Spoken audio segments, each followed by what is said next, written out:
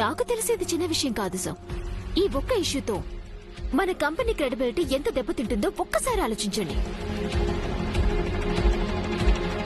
అందుకే మళ్ళీ మళ్ళీ ఈ తప్పు జరగకుండా ఉండాలంటే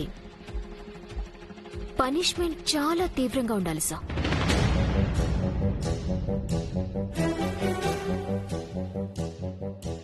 you are right Meera. Punishment చాలా తీవ్రంగా ఉండాలి. బట్ అనుకి కాదు, తప్పు చేసిన వాళ్ళకి.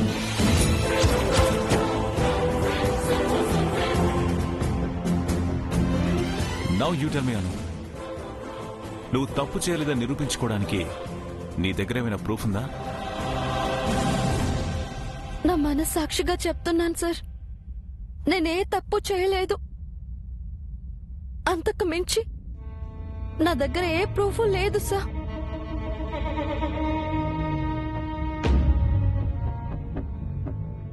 ఒకవేళ నేను తప్పు చేశాను అని మీరు నమ్మితే మీరు ఎలాంటి పనిష్మెంట్ ఇచ్చినా సరే నేను సిద్ధంగా ఉన్నాను సార్.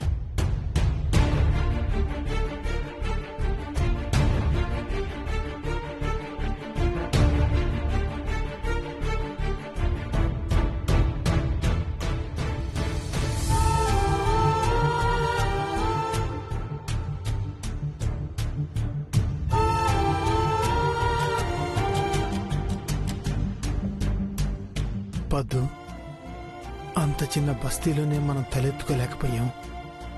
ఇంత పెద్ద ఆఫీసులో ఇంతమంది మధ్య పాపం బుజ్జమ్మ ఎలా ఉందో ఏంటో. ఏం కాదు సుబ్బు, అను ఏ తప్పు చెయ్యదు. అది ఎవ్వరికి భయపడదు. అంత పెద్ద నింద పడ్డాక భయపడకుండా ఎలా ఉంటుంది పద్దు? ఆర్య సార్తో మాట్లాడడానికి వచ్చిండాం కదా, నువ్వు కంగారు పడకు Subbu. Hello aunty. Hello uncle. Hello అమ్మా. అను చూడ్డానికి వచ్చారా? అనూపే అలాంటి ఆరోపణ వచ్చినందుకు నాకు బాధగానే ఉంది. మీరేం వరీ అవ్వకండి. అను ఏ తప్పు చేసుండదని నా నమ్మకం. అంత నమ్మకం ఉన్నప్పుడు మా ఇంటికి మనుషుల్ని పంపించి మా పరువు ఎందుకమ్మా తీసిండారో? మేమెంత బాధపడినామో తెలుసునా? సారీ ఆంటీ, మీ సిచ్యువేషన్ నేను అర్థం చేసుకోగలను. అర్థం చేసుకోవాల్సిన వాళ్ళు అర్థం చేసుకోవాలి కదమ్మా. ఈ ఆఫీస్లో అందరికన్నా ఆర్య సార్కి అనూపై ఎక్కువ నమ్మకం ఉంది. సార్ ఉండగా అనూకేం జరగదు. ధైర్యంగా ఉండండి. సార్తో మొరబెట్టుకుందామని వచ్చిండావమ్మా. నమస్తే సార్. నమస్తే అమ్మా. నమస్తే. అను మేడం కోసం వచ్చారా? మేడం మీటింగ్ లో ఉన్నారు. ఆర్య సార్ కోసం వచ్చాం బాబు. సార్ని ఇప్పుడు కలవచ్చా? సార్ బిజీగా ఉన్నారు, కలుస్తారో లేదో. ఎఫ్ఎం సార్ దగ్గరికి వెళ్ళి అను పేరెంట్స్ వచ్చారని చెప్పు. సార్ తప్పకుండా కలుస్తారు. అలాగే మేడం. సార్ మీకు తప్పకుండా సాయం చేస్తారు. ఎఫ్ఎంతో వెళ్ళండి మేడం. రండి సార్.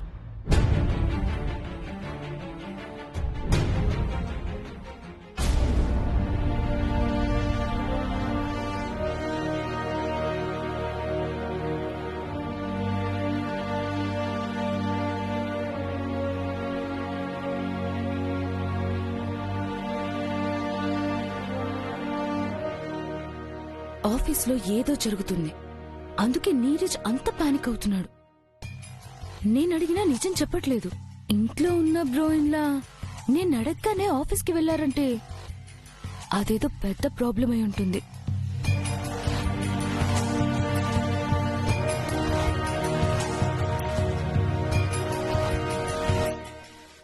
ఆ ప్రాబ్లం ఏంటో మామిల్ని అడిగితే తెలుస్తుంది.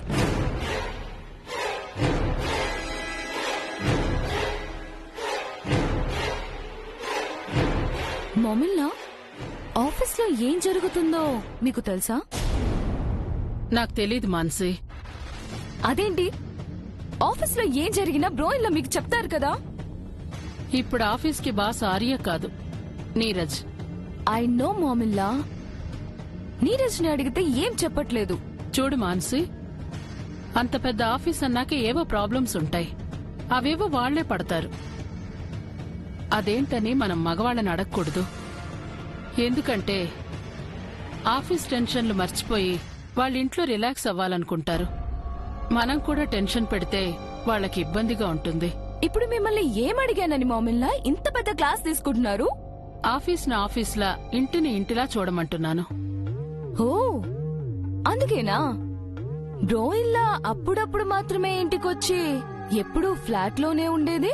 నేనేం చెప్పానో నువ్వేమంటున్నావు? నేనేం చెప్పినా మీకు కోపం వస్తుంది కదా.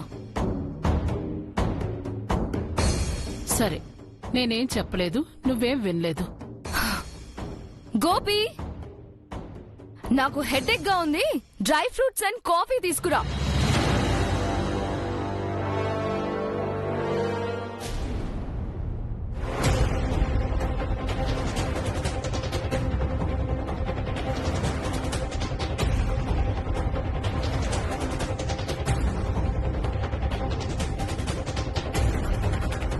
ఇంకా ఏం ఆలోచిస్తున్నారు సార్? తప్పు చేశానని తన మౌనమే చెప్తోంది.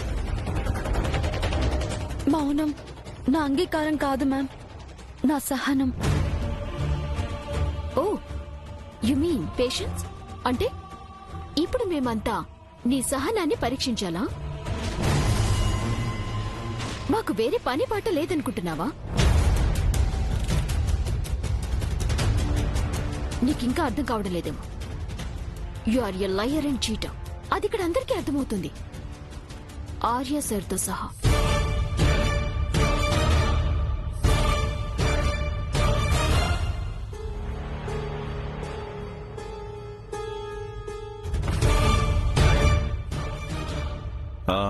మీరా, you do one thing. Come here. ఇక్కడ కూర్చుని నువ్వు ఇవ్వాలనుకున్న జడ్జిమెంట్ ఇచ్చేసి. సార్, అనుకి ఏ పనిష్మెంట్ ఇవ్వాలో ఇక్కడ కూర్చొని చెప్పు. సార్, యాజ్ ఎ బాస్ గా ఆ డెసిషన్ తీసుకోవాల్సింది మీరు. ఓ అవునా? Then why are you talking too much?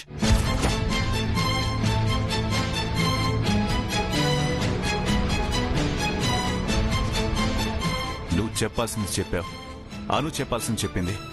Let me find out. ఎందుకు మధ్యలో ఇంటర్ఫియర్ అవుతున్నావు? ఎందుకు ఇరిటేట్ అవుతున్నావు? ఇలాంటి ఇష్యూస్ లో you should have patience.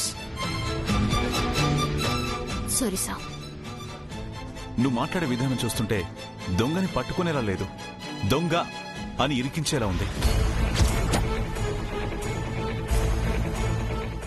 Sir, అది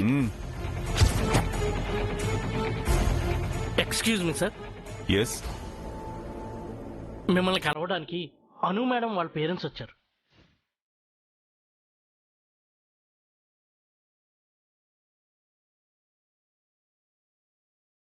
వాళ్ళ నా చాంబర్లో కూర్చోపెట్టు, నేను వస్తాను. Okay sir.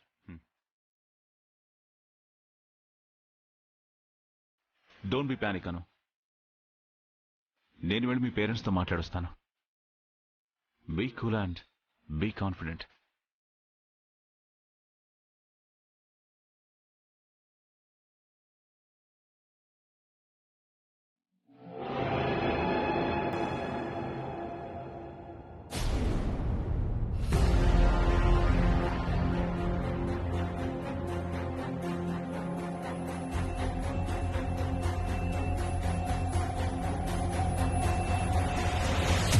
చెప్పండి సుబ్బు గారు.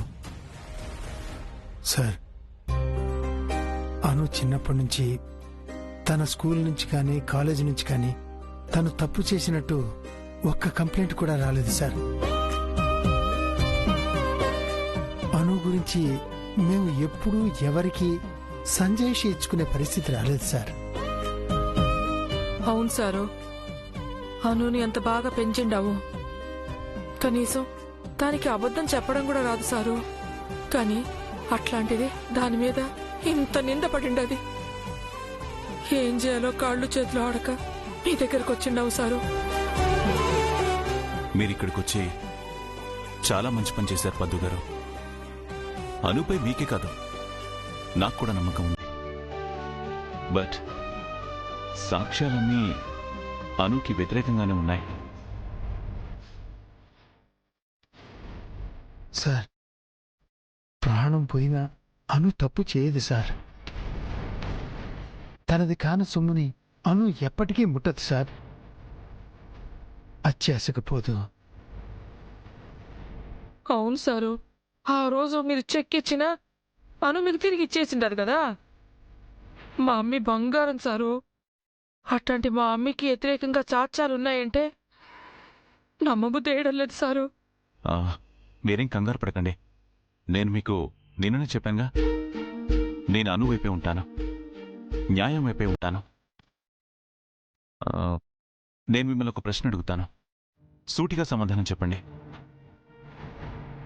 మీరు చెప్పే ఆన్సర్ని బట్టే అసలు దొంగ ఎవరో నేను కనిపెడతాను.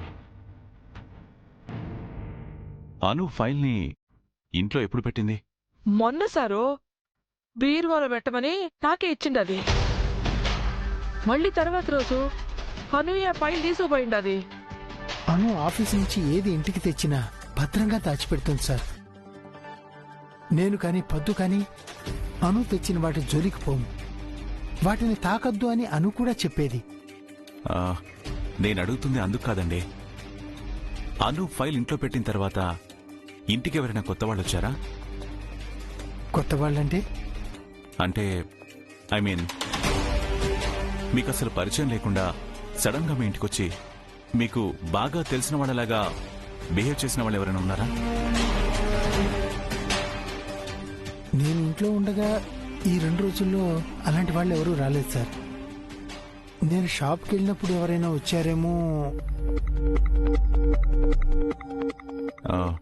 పద్దు గారు, మీరెప్పుడు ఇంట్లోనే ఉంటారు కదా, మీరు చెప్పండి, అనుమానాస్పదమైన వ్యక్తులు ఎవరైనా ఈ మధ్య మీ ఇంటికొచ్చారా? అది సారు, ధైర్యంగా చెప్పండి. సుబ్బు గారు అను ఇంట్లో లేనప్పుడు మీ ఇంటికి ఎవరైనా వచ్చి మీతో మాట్లాడడం గాని చేశారా? సారు అది ఏంటి పద్దు నసుకుతున్నావు? ఎవరినో వచ్చుంటే సార్తో చెప్పు.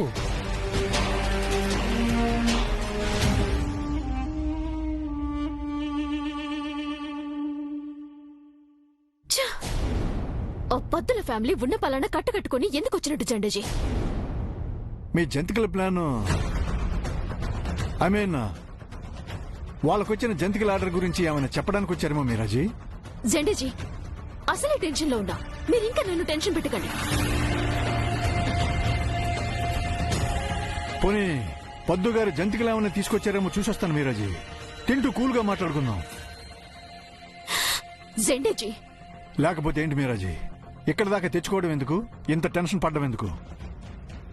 ఇప్పుడు అయిపోయిన దాని గురించి ఎందుకు జెండాజీ? జరగపోయేదేంటో అది చెప్పండి. I'm sorry to say Meeraji, few minutes లో అసలు ముద్దాయి మీరే అని సార్కి తెలిసిపోతుంది. ఏమంటున్నారు జెండాజీ? ఎస్ మీరాజీ, అక్కడున్నది Arya sir. He's not an ordinary man, he's a visionary man. ఎదుటి వాళ్ళు చెప్పే దాంట్లో మనకు అర్థమయ్యే విజువలైజేషన్ ఒకటైతే ఆర్య సార్ విజువలైజేషన్ ఇంకోలా ఉంటుంది. అందులో దోషెవరు నిర్దోషెవరు క్లియర్ కట్ గా ఆయన క్లారిటీకి వస్తారు. దాంతో ఇందాక మీరు అన్నారే తీవ్రమైన పనిష్మెంట్ ఇవ్వాలి అని, అదే జరుగుతుంది.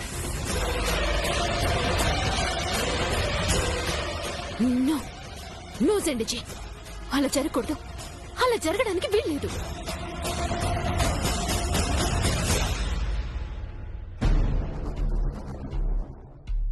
పద్దు గారు, ఇప్పుడు మీరు చెప్పబోయే విషయం వల్లనే అనుపై పడ్డ నింద నిజం కాదని నిరూపించగలం. ఏం జరిగిందో ధైర్యంగా చెప్పండి. మీతో చెప్పకూడదని ఈ విషయాన్ని దాచిపెట్టలేదు సారు. మొన్న మా ఇంటికి ఒక ఆయన వచ్చిండాడు. ఎవరు పద్దు?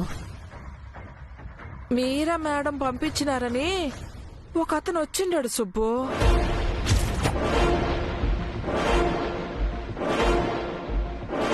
మీరా పంపించిన మనిషా? అవును సారు. ఆ మధ్య నేను ఇంట్లో జంతికలు చేసిండాను. మా అమ్మి అవి ఆఫీసుకి తీసుకొచ్చిండాది. మీరా మేడము ఆ జంతికలు తిన్నాదంట. చాలా బాగుండాయని నాకు ఫోన్ చేసి మెచ్చుకున్నది. ఒక మనిషిని పంపిస్తాను, 25,000 రూపాయలు జంతికలు కావాలని చెప్పిండారు సారు.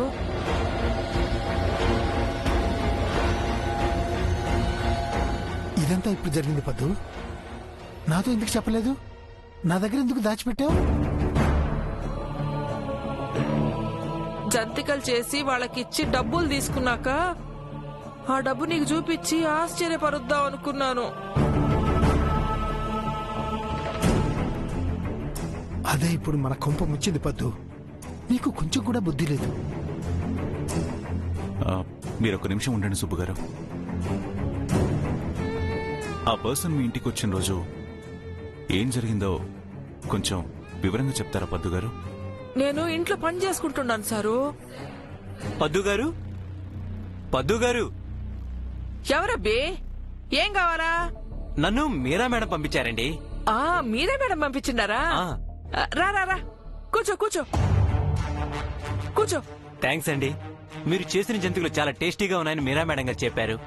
అట్నా? నాకు కూడా మీరా మేడం ఫోన్ చేసి 25,000 రూపాయలకి జంతికలు కావాలని చెప్పిండారు. ఆ ఆర్డర్ మాకోసమే. మాకు 250 ప్యాకెట్ల జంతికలు కావాలి. చేసివ్వగలరా? ఓ, దానికేం భాగ్యం, తప్పకుండా చేసిస్తాను. ఎప్పటికి కావాలి? ఫస్ట్ శాంపిల్ గా కొన్ని చేసివ్వండి. మా వాళ్ళకి నచ్చితే ఆర్డర్ చేస్తాం. అట్నే. అయ్యో నా మతి మండా, నువ్వు వచ్చి ఇంతసేపు అయినా ఏం కావాలని అడగనే లేదు. కాఫీ తాగుతావా, టీ తాగుతావా అబ్బి? మీరు అల్లం టీ చాలా బాగా పెడతారంట కదా, ఆ టీ ఇవ్వండి. నా టీ గురించి నీకు కూడా తెలిసిపోయిందా? 2 నిమిషాల్లో తీసుకొస్తాను, కూర్చో.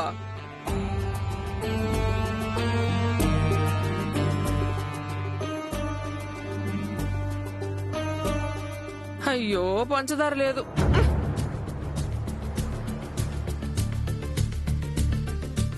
ఒక్క నిమిషం కూర్చో అబ్బి, ఇప్పుడే వచ్చేస్తాను.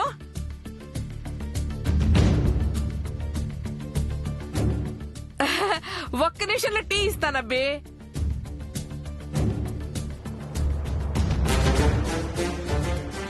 ఇందా అబ్బి.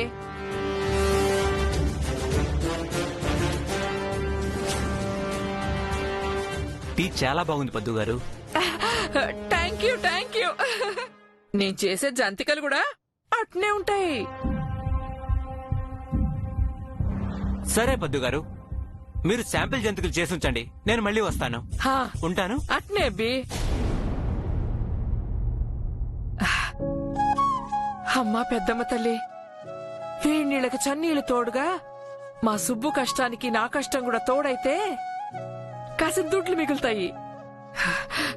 మంచి దారి చూపించండావు తల్లి. ఇదే సార్ జరిగిండది. ఆ తర్వాత నేను జంతికలు చేసిండాను. ఫోన్ చేద్దామంటే అబ్బి ఫోన్ నెంబర్ ఇవ్వనే లేదు. అత్యాసకపోతే ఇలాగే ఉంటుంది. డబ్బులు కాశపడి ఎలాంటి అనర్థం తీసుకొచ్చావో చూడు. జంతికలు చేసి అమ్మడం తప్ప సుబ్బు? కానీ తప్పు జరిగిపోయిందిగా.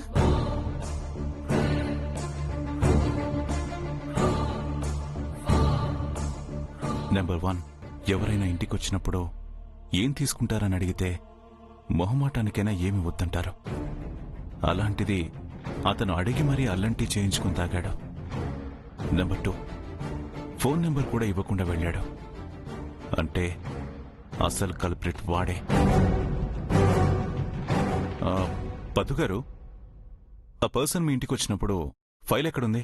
బీరువాలో భద్రంగా ఉండదు సారు. ఓ, దానికి లాక్ ఉందా? లేదు సార్, పాత బీరువా సార్. కొత్తది కొనాలని దానికి తాళం చేయించలేదు.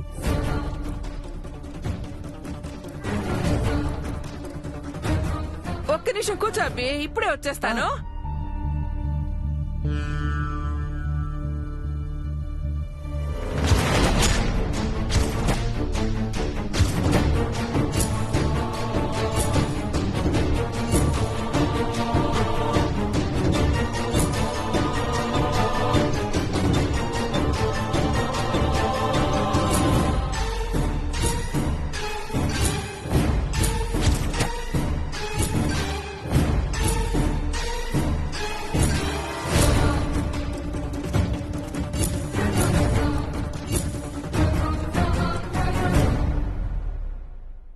సో అసలు కల్ప్రిట్ వాడైతే వాడి వెనకుండి చేయించింది మీరా?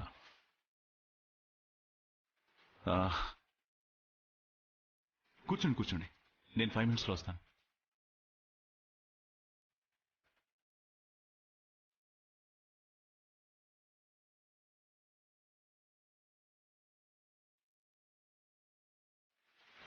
దాదా ఏమైంది? తప్పు ఎవరు చేశారో క్లారిటీ వచ్చిందా దాదా?